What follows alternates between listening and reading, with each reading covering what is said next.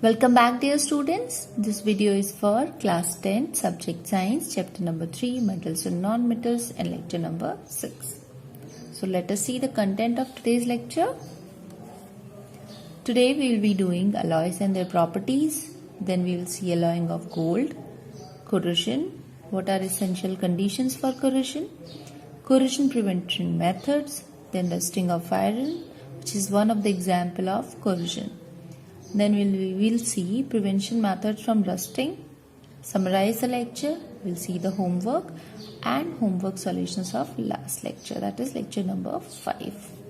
So let us begin with our first topic, that is alloys. So from where this word has come, you remember one of the most important property of a metal is their property to form alloys, that they can mix with another metals or non-metals and they can form a new substance, that is alloy. What is an alloy? An alloy is a homogeneous mixture of a metal with other metal or with a non-metal. Homogeneous mixture means the constituents of the mixture will be in the same proportion throughout the mixture.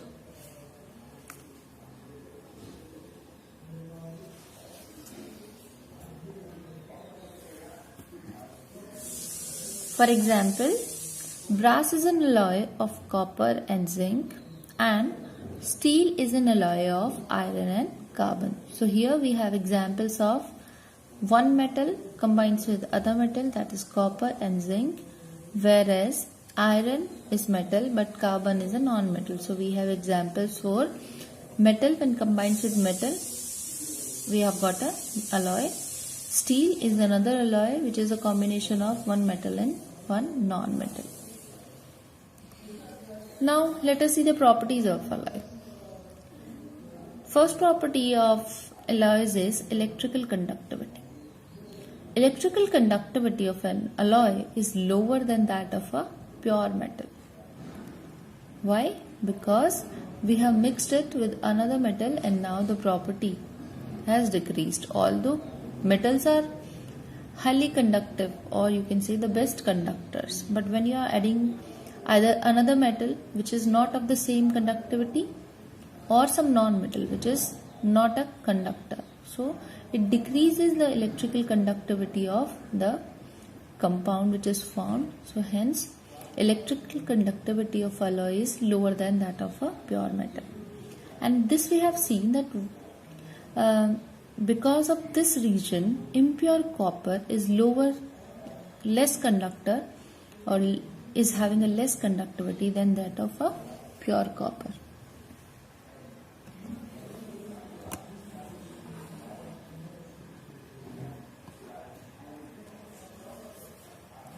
Then second property is the alloys usually are harder than the constituent metals.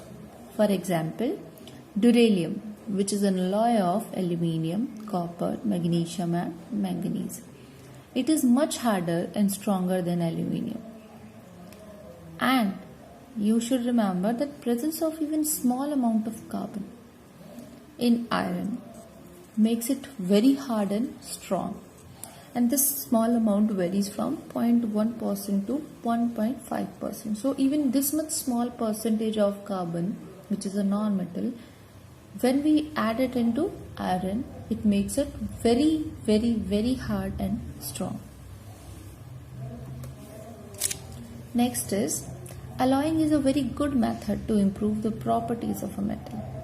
Either you can talk about strength, hardness. So all these are improved when we are making alloy of one metal. For example, gold. Gold is a very ductile and malleable metal, but it is very soft. So we have to do alloying of gold so that it can be used in the manufacturing of jewelries. Or you can have pure iron, which is soft, and this pure iron cannot be stretched easily when it is hot. But when you mix it with small quantity of carbon, it becomes very hard and strong. Then we have alloying of iron with nickel and chromium. Alloying of iron with nickel and chromium makes it corrosion resistant. That is a very good property of it. The melting points of alloys may be higher or lower than the parent metal. For example, solder is a fusible metal of alloy of 60% tin and 40% lead. But it has lower melting point than both of these metals. And that is why this is used for welding electrical wires. Now, how are alloys prepared? Alloys are commonly prepared by melting the required component of metal in the desired ratio and allowing the molten mass to solidify.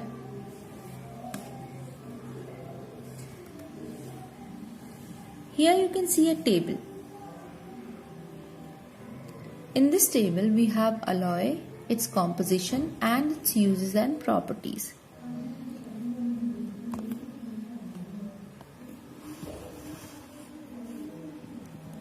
So here you can see that first example we have brass, which is a composition of copper and zinc, and it is used for decoration purpose, for making many scientific instruments, telescope, microscope, barometer, etc. And what are its properties? It's highly malleable, low melting point, easy to cast, recyclable, germicidal, high tensile strength. Then we have second example, that is bronze, copper, zinc and tin. The proportion is 80, 10 and 10%. It is used for making statues, cooking utensils and coins. Properties: it is corrosion resistant as it is having tin, good conductor of heat and electricity as it is having copper, and high luster. Then we have German silver. It is having copper, zinc and nickel. Uses: it is silvery white as silver, malleable and ductile, used for imitations. Silver in making ornaments and utensils for the decoration. Properties: corrosion resistant because of the presence of nickel, hard and tough and having a high resistivity. Then we have gun metal, which is alloy of copper, tin, zinc and lead. What are the uses? It is used for making gears and bearings and gun barrels. Properties are resistant to corrosion. Then we have a bell metal, which is an alloy of copper and tin. It is used for casting bells. It is hard and highly sonorous. That means it produces a large amount of sound. Here we have some more alloys of iron, that is stainless steel and nickel. Stainless steel is a composition of iron 74%, chromium 18%, nickel 8%. It is used to make cutlery, utensils, ornamental pieces and some other instruments and apparatus. It is hard and corrosion resistance. Then we have nickel steel, which is having iron and nickel. It is used for making electrical wire cables, automobiles and aeroplanes. Part: watches, armor plates, propeller shafts. Nickel steel is hard, elastic and corrosion resistant. Then we have some of the alloys of aluminium, which is duralumin, which is having aluminium 95%, copper 4%, magnesium 0.5%, manganese 0.5%. It is used for airplanes, spacecrafts, ships and pressure cookers.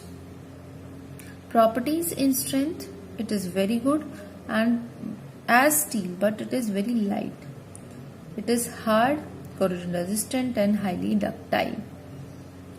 Then we have magnesium, that is having aluminium and magnesium. It is used for making light instruments, part of mechanized balanced beam. Properties: it is hard and tough.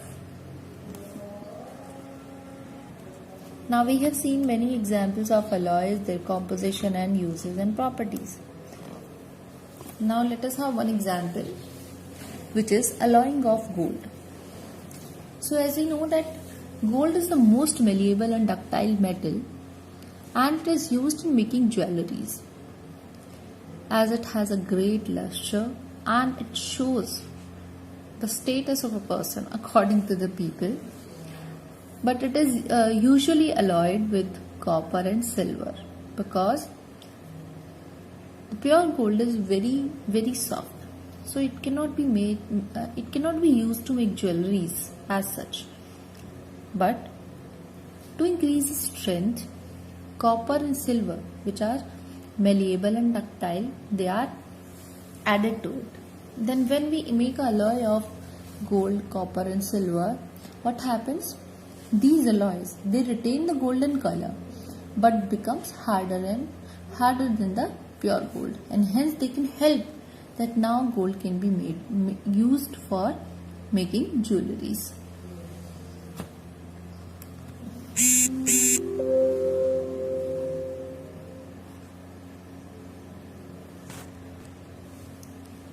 The proportion of gold in alloyed gold is expressed in carats, with how much percentage of gold you are using in the alloy.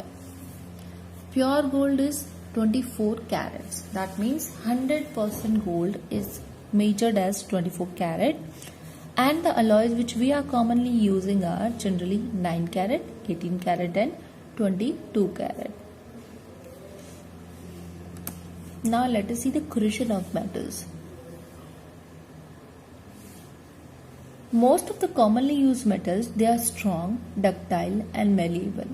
But when they are in use, they get exposed to the environment, and many of them lose their shine and get covered with a colored layer on them. It's corrosion. But some of them, they lose their strength and become brittle and weak. For example, iron. This happens due to the chemical reactions of metals with the environment. And these chemical reactions of metal with the environment in common language is called corrosion. As we have seen that metal, they react with the environment. For example, silver gets tarnished, it loses its shine and it becomes blackish in color. Iron gets coated with a brittle brown colored layer. Copper and brass, they get a green colored layer on the surface. Surface of aluminium also becomes dull and loses its shine. So here also corrosion is taking place. Corrosion takes place on the exposed surface. When the upper layer of the metal gets corroded, then the inner surface of the metal gets exposed, and the corrosion then continues up to a certain depth, and hence it makes that metal brittle, weak, dull. Now what are the essential conditions for corrosion to occur? So in our first chapter we have studied corrosion, and there we have discussed it in detail that for the corrosion to occur there must be two things. First, presence of oxygen, and second, presence of moisture or water vapors. So what are the factors that affect the rate of corrosion? First, electropositive nature of the metal. Higher is the electropositive nature of the metal, lesser will be the corrosion. Second, purity of metal. If the metal is very much pure, then it will interact more with the outer surroundings, as it depends upon its strength. Then we have presence of reactive gases in the air. If there is the presence of reactive gases like carbon monoxide, carbon dioxide, sulfur dioxide and some other gases, if they are present in the air, then for sure metal will react with them and that will form some other products.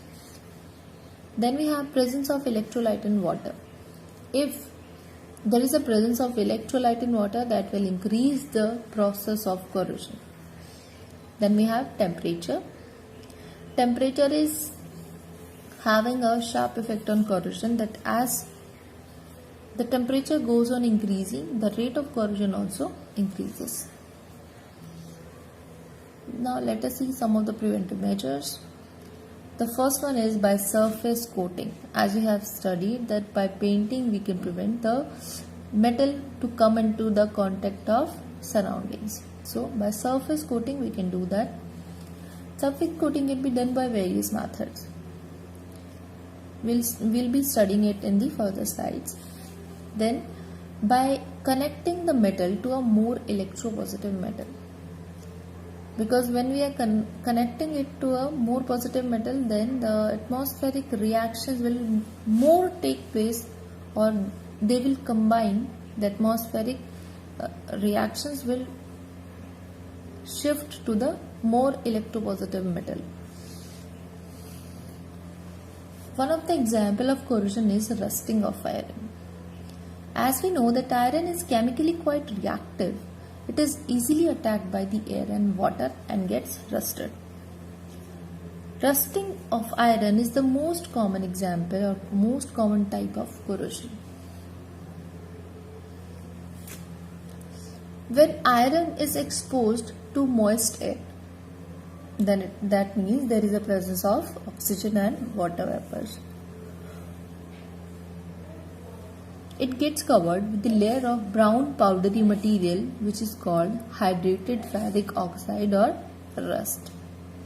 When rusting of iron continues over a period of time, iron loses its strength. Now, rusting of iron can be prevented by following methods. First, by surface coating. So rusting of iron can be prevented by coating the iron surface with oil, grease, paint.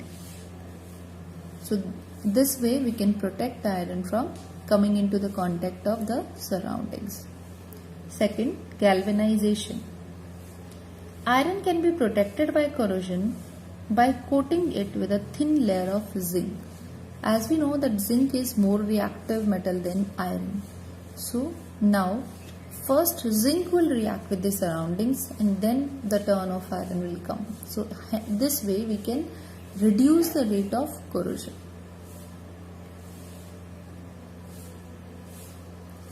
Then the third part is electroplating iron with any corrosion resistant metal. Certain metals like nickel, chromium, they do not corrode. Nickel and chromium can be electroplated on iron, so rusting of iron can be prevented by electroplating iron objects with nickel and chromium. Most of the bathroom fittings, cycle parts, car bumpers, door handles, etc., they are chromium plated. Then by tinning. Tin is also not attacked by air and water. So tin is also non-toxic. So the containers used in packing the food items are coated with tin. And this process of coating tin on a iron surface is called tinning of that metal. Then we have alloying. Iron can be prevented by corrosion by alloying iron with chromium and nickel, which are corrosion resistant metals. For example, stainless steel, which is an alloy of iron, copper and one of the non-resistant metal. This increases its strength. And stainless steel, we know that it do not corrode, and it is used for making cutlery, knives and domestic utensils, and most of the manufacturing work is also done with the help of stainless steel. Then at the end we have by connecting iron to a more electropositive metal. Rusting of iron can be prevented by connecting iron object to a highly electropositive metal such as magnesium, because magnesium is more reactive than iron. So magnesium being more positive, it acts as a anode, while iron acts as a cathode, and magnesium does not allow the oxidation of iron, and thus it protects it from rusting. This method is also called cathodic protection.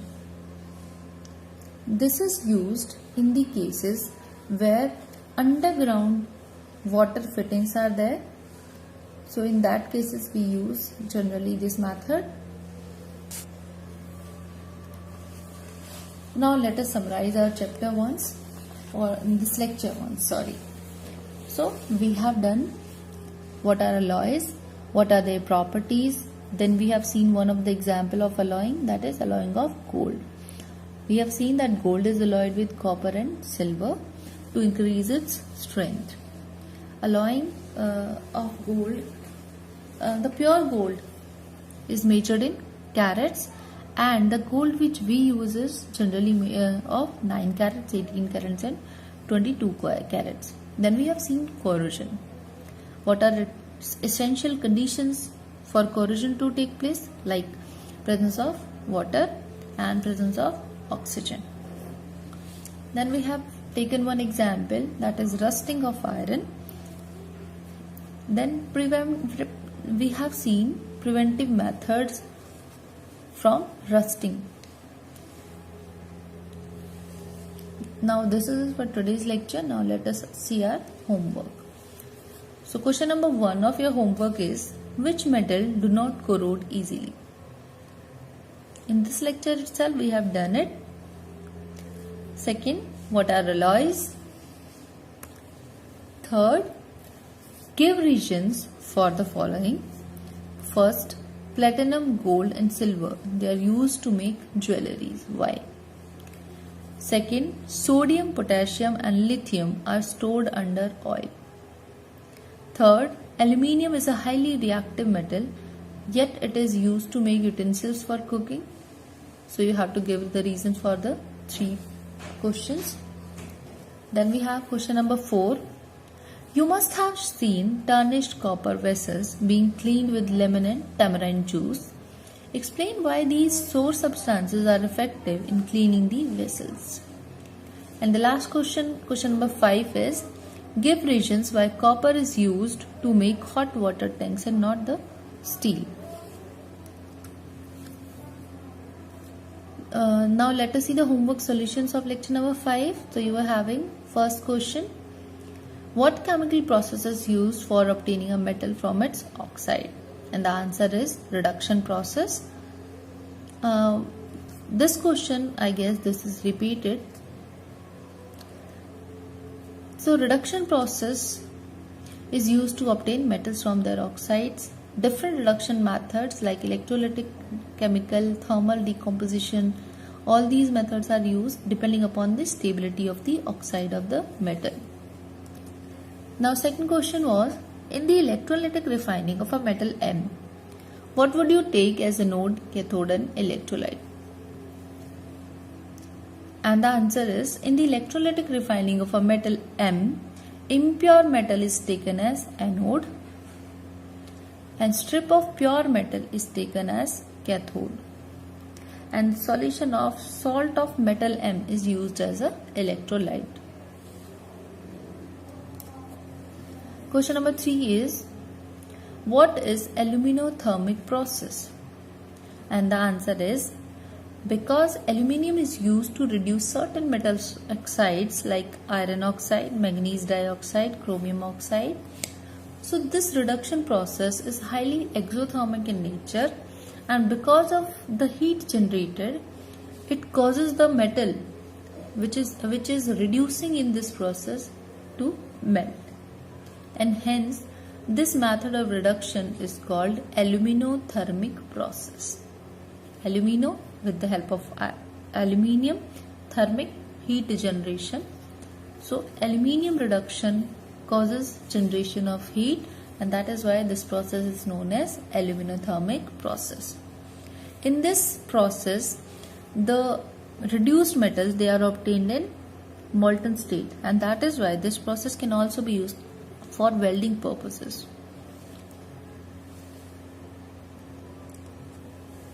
So thank you and have a nice day.